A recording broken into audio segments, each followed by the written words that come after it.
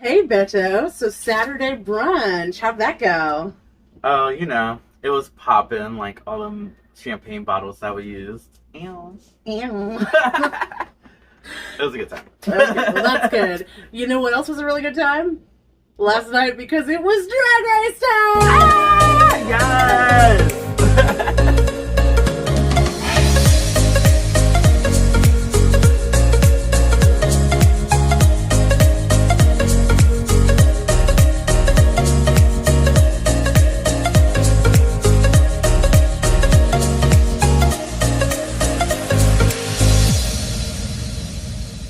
So, hey, Beto, how are you? Doing well, just had a few drinks, so I'm ready to spill some tea. Same. Got my rosé. I decided, since today's episode was about doppelgangers, that I would. One of my favorite Drag Race girls is Eureka, and Anyway, so. That's so funny because I actually came dressed as Boris to Death from Camp on a Kiki. That's. Yes! Shout out to our king. Just like him. I love it. Also love Camp Wanakiki. Speaking of, tell us about you. What you've done? What do you do? Where can we find you? What's up?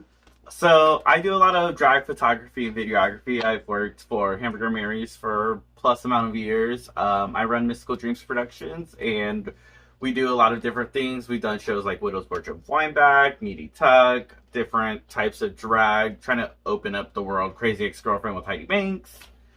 I've also worked on Camp Wanakiki Season 2. I didn't do Season 3, but I hear it's amazing. I was on a vacation for myself, mentally. And, that's important. we just got to take some time out. But I hear it's a good season, so I'm excited to see what they came up with. Yeah, I can't wait. Last night's episode was all about doppelgangers, the Makeover Challenge, which is like a staple of every season. Are you ready to get into it? I'm ready. Let's do it. Ew. So, getting into this episode, they walk back into the workroom, and Elliot has gone home. No more 2Ts. Are you sad? No. Me neither. Upon walking into the workroom, it kind of seems like Utica has found some sort of, I don't know, maybe the awkwardness is a little gone because she's happy she lip synced. It's really weird. I've never seen a contestant be excited that they lip sync. Right? Candy's response was appropriate. And the next day in the workroom, they're around the table, and finally somebody makes a comment about Tina Burner's makeup. Denali takes a little jab at Tina, which I love. Tina's response was just like, Denali. Which is very what? Sis, why are you going for me? Right. Why? But honestly, when I watched that, I was like, oh, thank gosh, somebody finally said something, because no, I hate to Tina Burner or anything, but to me, every time I watch an episode, I was like, why does she look like she just punched herself with two black circles? I agree. I feel like, I don't know if this season, if there's just some people that were just fillers, but I feel like they're just really not as harsh judging and critiquing. Some of these people could probably be critiqued a little bit more. Yeah, honestly, has it seemed to you that the judges kind of have kid gloves on a little bit? They're being very polite? Yeah, they're trying to watch everything they say, and I'm like, keep the same energy you had on season 12. Maybe the response Jeffrey Boyer Chapman got in Canada is them all shook a little bit. Oh. So RuPaul comes up on the screen and talks about doppelgangers, lookalikes, and what are we doing today? Shows up in the workroom, and we get some cheesy effect about that. How they're going to go see a psychic. I was so confused. I may have partaked in a little bit of marijuana, but I was very confused. I was like, I am not. Wow. I was like, what is going on? Right. Who is this lady? And Clara the cow. Okay. Clara the cow.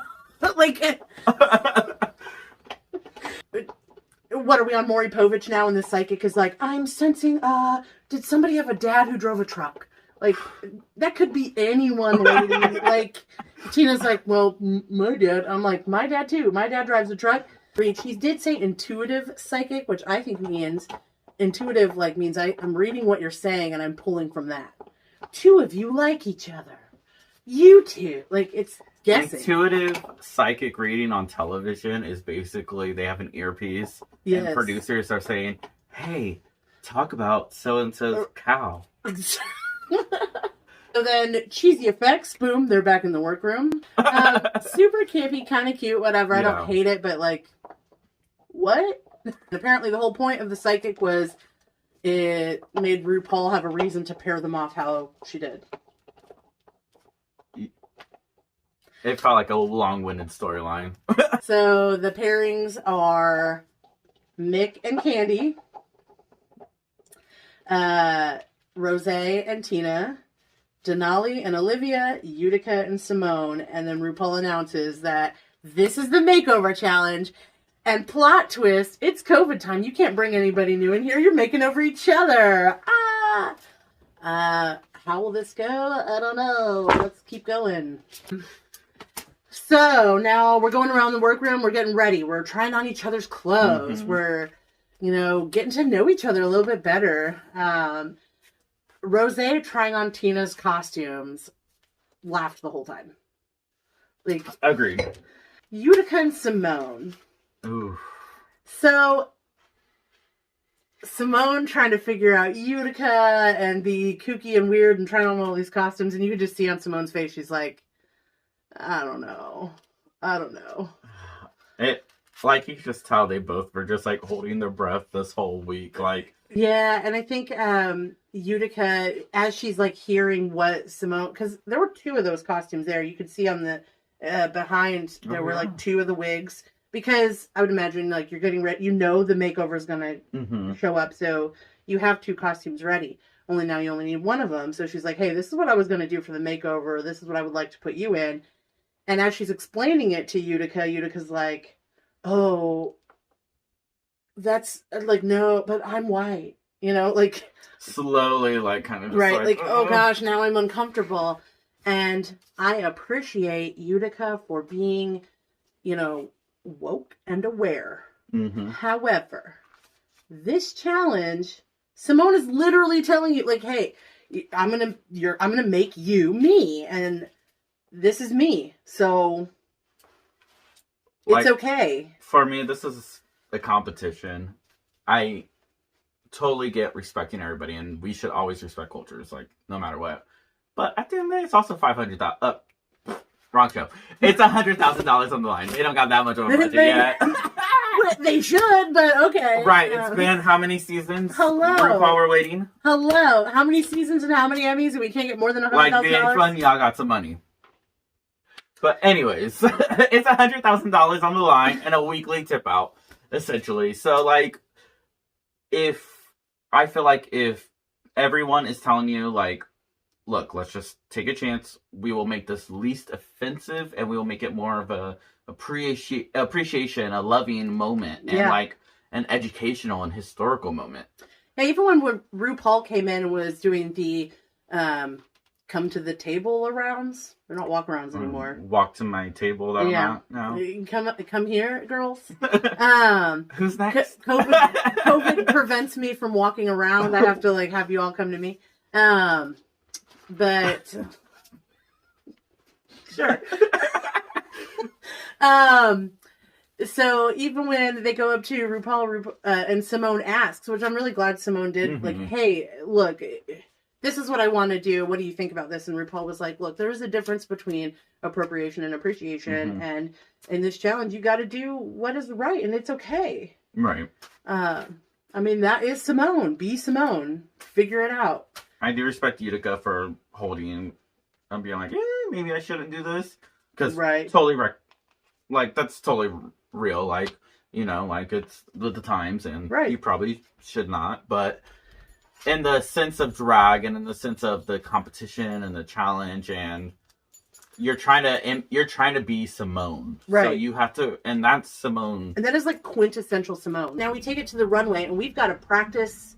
Not only do we have to look like each other, but we have to be each other. We got to practice each other's walks, how we move, what we do. I love that RuPaul was like, Rosé doesn't just do this. She's like, I can't do it. I haven't practiced my rosé. Drip the wine after. Hey. Hi. Literally. She's doing her rosé. Yeah. She's like, this is how I would do rosé. This is how I would do rosé. Rosé drinking. Hello. Anyway. So they practice each other's walks. I got a kick out of Rosé and Tina, though. Like, Rosé doing the little, like, and then I apply this one, you know, whatever. Like, that cracked me up. Yes. And then Tina was like, you're being too rosé. You're being too rosé. And then she was like, this way. Right. Well, if I had wine dripping off my arms, I would be licking my arms. Like, same. It was a total opposites attract kind of moment in the Yes. best way possible. When Denali and Olivia were on the runway, I didn't even realize they really had that different of a walk. Like, yeah. If Denali's not wearing skates... Denali tried to act like she wore skates every runway, and that what kind of annoyed me. And I was like, quit talking to Olivia like she needs to skate and scoot around this runway. Like, she's wearing heels. Right. How do you walk in heels? Right. Hello. Not because in it's skates. only been 2 runways that she's worn skates. Utica and Simone, honestly, I was a little worried, but when they got to the practice round, Utica killed it. Oh, yeah. She gave us high fashion. And I was like... Even in her own clothes, I was like, oh, she is being Simone. Brava. Can't wait to see this. And the same with Simone trying to figure out Utica. Like, just, like, to me, if I was going to be Utica, you move like one of those car salesman things, you know? Oh, those yeah. things that blow in the wind. And got Mick and Candy. So I also didn't really realize that they walk in a certain way. But I guess Candy does do a lot of this stuff a lot. And Gottmik just could not get it. Like, she's like, I feel crazy. And Candy is stressing. She's like, I'm not going to be in the bottom because Candy, you cannot get my walk. She's like, well, better go get my headphones because I'm listening to this lip sync. Like, it's time. And based on that little part, I was like, oh, Candy's getting there. I'm going home. Oh, I was nervous. I was like, oh, maybe they might be in the bottom. But yeah, editors like to play around with us. So, it's a runway time! Woo! Our judges today are, of course, RuPaul in this stunning red ensemble. Looks amazing. Yes. We've got Michelle. Oh, I love the hair. RuPaul's hair. Amazing. We got Michelle, of course. We've got Carson. It's a Carson week. And we have Lonnie Love. Yay! Woo! Next to the stage, we have Rosé being Tina Berner. The makeup was a choice. Wolf. Honestly, not a good wolf. Not a good wolf. Honestly, that's how Tina Berner does her makeup, though. Like, I think on a smaller face looks so weird. It reminds me of, you know, that one meme of the little girl and she has glitter all over her face?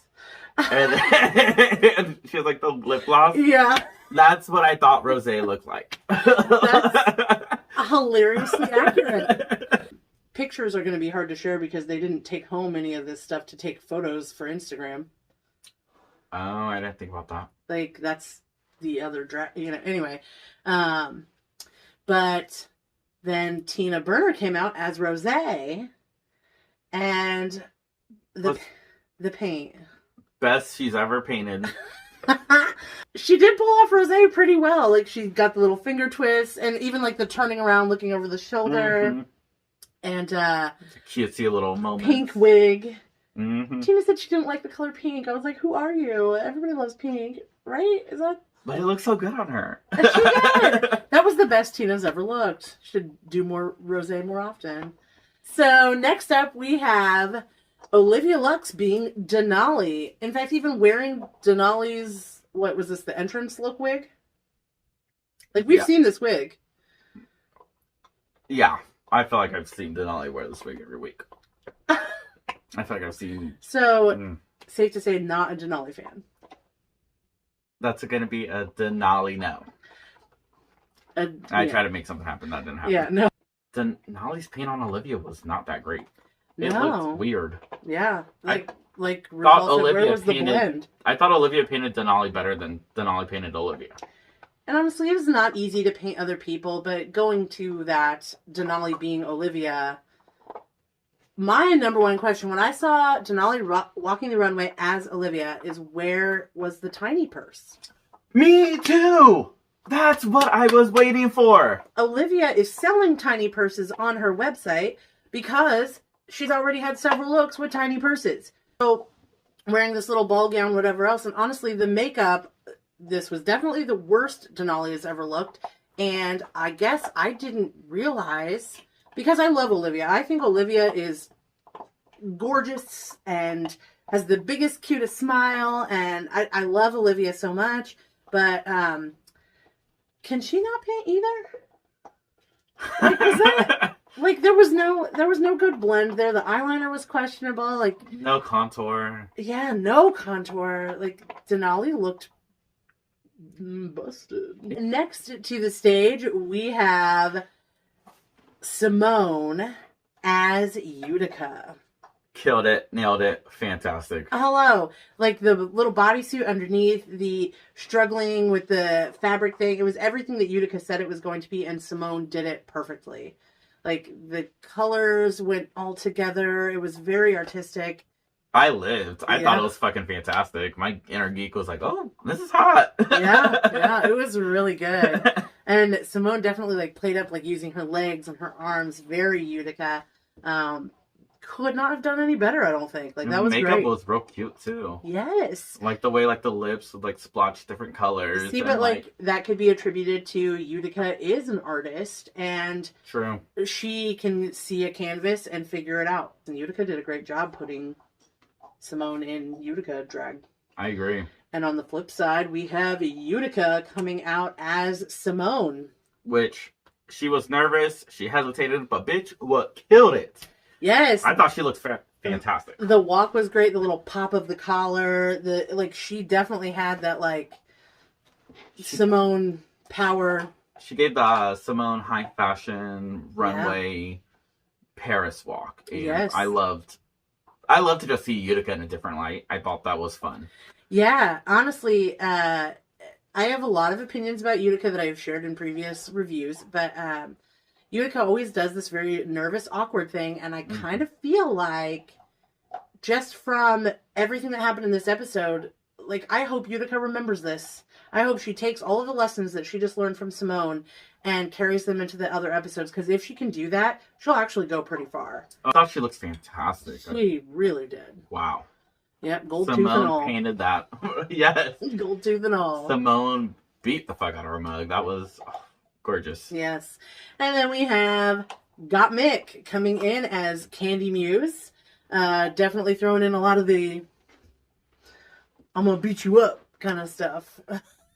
Got Mick looked like Madonna to me. I thought it was more Madonna than Candy, but I lived. So, I don't know. I don't think Got Mick had the makeup that everyone else did. It wasn't bad. It wasn't bad. It was very light. Candy paints very light. Yes. And, that. And Candy paints... I think it also falls into what we talked about earlier, of painting for your own canvas, kind of. And I think Candy paints very much for her own canvas. Like, she uses a lot of highlighter, and it, like, brings out her skin tone a little bit better, and, like, her makeup choices, her eyeliner, it helps with her. Yeah. But, like, on a different skin tone, like, as Got Mick, it's not going to have that same impact that everyone else has. Right. That Candy has, at least. Yeah. But... other than that, though, I did think Mick sold it. Agreed. I like the little ass slap thing, too. She cracked me up. So when Candy walked out, I was actually a little nervous because I was like, how is Candy going to do this? And then when she turned and you see the clown face, it was painted on so well, it looked like a mask. It looked like a mask. It was so good. I thought that too. I was like, oh, wow. I thought it was going to fall off at one point. I was like, damn. And the lips went like right into the mask. It was, and the way they did the costume, like, you know, they had to obviously edit that. So cute. Very Got Mick. I like that Candy showed us her nipples. I thought that was real cute. Yeah. And not her ass, her shaved ass. Yes. No, definitely very good job. I was a little nervous with the way this whole show was edited, that this was the time for making candy, and it was not. They did great. RuPaul asks that dreaded question, the one that comes every season, but we're never quite ready for. Who should go home tonight, and why? Girl, they were not ready. Girl, every person mostly said Olivia because of the challenge. Olivia, she did smart because I hate when queens say themselves. She didn't want to Same. Yeah, like RuPaul does not like that. Don't be a little say bitch. Yourself. Yeah, no. Even if you did the worst, do not say yourself. So, Olivia says Utica based on the entire competition. And Denali actually says Candy. Ugh. Which brings Candy to say... She went off. Everything. My thought was when I was watching this and Candy started going off, I was like, first of all, you didn't need to do all that. Second of all, RuPaul's sitting there like, this is why I kept you. Like... RuPaul said there's another Emmy on the way. Right. Yes, TV, go queen, go. Like that was a moment. Very that. That was a moment. Anyway, judging happens, and the bottom two, Denali and Olivia. The winners are Simone and Utica. Yes! Agreed. Cheers Everyone to that. else is safe, of course. So Tina Berner as rosé drinking game. Yeah, I don't disagree with anything that the judges said. No. I feel like Olivia and Denali were the rightful bottom twos. I feel like both of them kind of did each other grimy. Yeah. I don't know if they realized they did each other grimy, but... I feel like they kind of... Do we talk about Untucked now, or do we wait? We can talk about Untucked, yeah. Because it kind of... Okay. I just kind of got annoyed with, like, Denali consistently during Untucked blaming Olivia for the reason that they're in the bottom. But I don't think Denali's makeup was that great or impressive either. No, I think she played a big part too. Yeah. I agree with that. I feel like it was I almost feel like the entire time of Untucked, Denali knew this was it. Mm-hmm. Like, she had that, like, very solemn, like, tears in her eyes kind of face. Like, she wasn't really talking a whole bunch. Like, Olivia did a lot of talking. Olivia said, like, I love you guys very much. You mean a lot to me. And Denali didn't really say any of that. It was almost like Denali was like, I'm coming to terms with the fact that this is it. She gave her swan song. She was over it. Yeah. She very much tapped out. She's got a good All-Stars edit.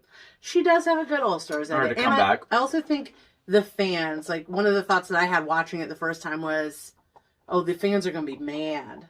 Because fans have, like, loved this shipping of Rosé and Denali thing. Like, there's t-shirts that are, like, Rose and Ollie or whatever. Candy and Joey J are the only ones we ship.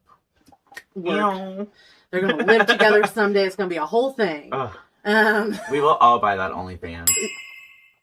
Okay, maybe I will. Obviously, I am having a lot of fun making these episodes week after week, and I see the analytics, and I see a lot of you are watching but not subscribing. So please subscribe. It's free to subscribe. You just got to hit the little button. If you want to hit the notification bell for every time I post a new video, it's literally every, like, week right now. So yeah, definitely, like, if you want to throw on a comment, give it a little thumbs up, all that fun stuff. It really does mean a lot to me, and I very much appreciate it. Every week I'm asking a trivia question, which I also know I don't have to do, but it's really fun for me. And I've got, my list of prizes I'm sending out to everybody. So this week's prize is actually pretty cool because I got on drizzly.com and they ship alcohol or wine to people. And I figured since I drink wine and rosé every episode, I'm going to ship you a bottle of my favorite rosé via drizzly.com. So, hello. You must be 21 or older. I will verify that when I get your address to ship you this bottle. But, are you ready for this trivia question? I'm ready. Let's do it. Your trivia question today is, in Season 6, during the Makeover Challenge, who was in the bottom? And who went home? Put your answer below. Win a prize. Get some nice rosé and wine. So that was it. That was our episode. Yay! It went by so fast. It really did, but it was such a fun episode. I loved these makeovers. And I loved having you here, Beto. Thank you so much. Oh. Honestly, having you here is super fun because you have been making videos and involved in the drag scene for such a long time. You mean so much to the community here in Kansas City. I am so thrilled that you decided to stop by and talk about Drag Race with me. It really does mean a lot. You mean a lot to so many people. Thank you so much. I appreciate that so much. Thank you. Anytime you want me, I'm down. This was fun. Because we got All-Stars coming up after this, and I don't plan on stopping. Period. So, thank you so much. Of course, like, comment, subscribe, and as always, peace out. Love you lots. Bye, y'all.